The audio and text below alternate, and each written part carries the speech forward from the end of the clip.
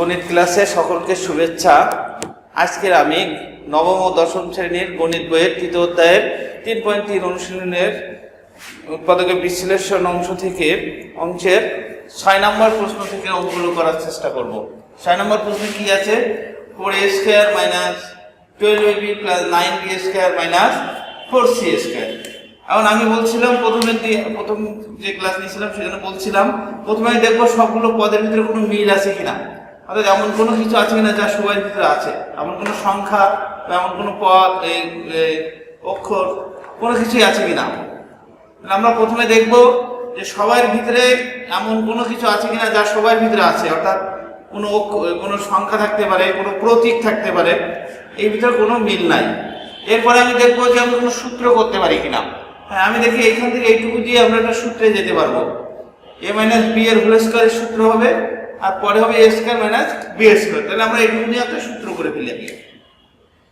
4 তাহলে 2a whole square minus 2 × 2a × 3b plus 3b এর whole square minus 4c² equal এখানে 2a minus 3b whole square minus 4c² equal 2a minus 3b। তাহলে এখানে a² - b² এর সূত্র যদি আমরা এখানে একবার আমরা এখানে লিখে দেই 2c এর হোল স্কয়ার, a² - b² এর সূত্র হবে a² - b² এর সূত্র কি এখানে 2a minus 3b plus 2c, আরেকটা হবে 2a minus 3b plus 2c।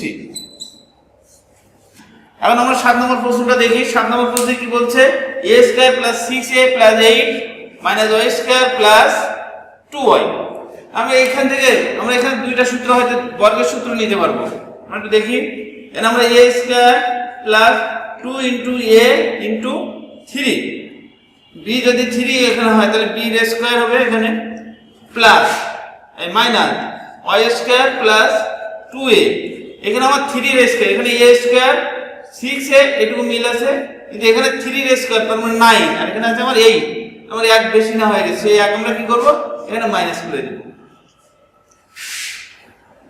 Equal এইখান থেকে এই পর্যন্ত মিলে আমাদের একটা সূত্র হচ্ছে, সূত্রটা হচ্ছে a + 3 হোল স্কয়ার মাইনাস, এখানে মাইনাস যদি কমন নিই তাহলে y² - 2y + 1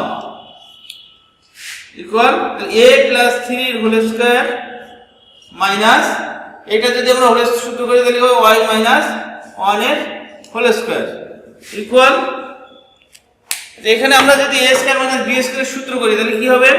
a + 3 + y - 1, আরেকটা হবে a + 3 - y + 1।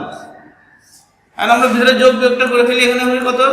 a + y + 2, এখানে হবে a - y + 4। এখন 8 নম্বর প্রশ্নটা কি বলছে আমরা একটু দেখি। 8 নম্বর প্রশ্ন বলছে 16s² - 25y² - 8xz + 10yz। এটাকে আমাদের উৎপাদক বিশ্লেষণ করতে হবে। এই উৎপাদক বিশ্লেষণ করার জন্য আমরা যদি এখানে ভিতরে আমরা এই দুটোকে যদি সূত্র করি, a² - b² সূত্র করি, আর এখানে 2 কমন নিই, তাহলে আমরা মিলে যাচ্ছে 2 আর z। তাহলে দেখি কিভাবে হয়।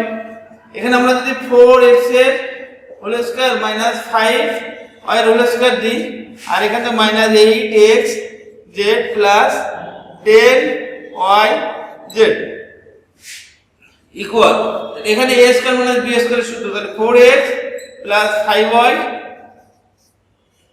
4x - 5y, আর এখানে যে যা হবে এটাতে কি হবে? এখানে 2z কমন নিই, এখানে যদি আমি 2z কমন নিই তাহলে থাকবে হচ্ছে 4x - 5y। তাহলে এখান থেকে 4x - 5y, এই 4x - 5y আমাদের কি হবে? কমন যাবে। 4x - 5y আমাদের কি হবে? কমন যাবে। তাহলে 4x - 5y, আর থাকবে এখানে থাকবে 4x + 5y - 2z।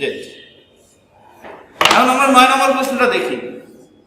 এটা কিন্তু আমাদের কোনো পদের ভিতরে কোনো কমন কিছু নাই, তিনটা পদের ভিতরে তিনটা পদ আছে, এই তিনটা পদের ভিতরে কোনো কিছু কমন নাই। আবার এটাকে আমরা কোনো সূত্রে নিতে পারছি না।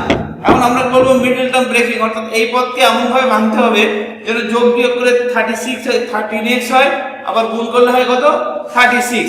তাহলে আমরা এটা কিন্তু আমরা এভাবে এইভাবে ভাঙি, অর্থাৎ লসাগু করে দেখি কেমন হয়। এর কমন এর মৌলিক উৎপাদকগুলো নিয়ে দেখবো। 36 এর মৌলিক উৎপাদকগুলো আমরা নির্ণয় করব। মৌলিক উৎপাদনগুলো আমরা আগে নির্ণয় করে নিই।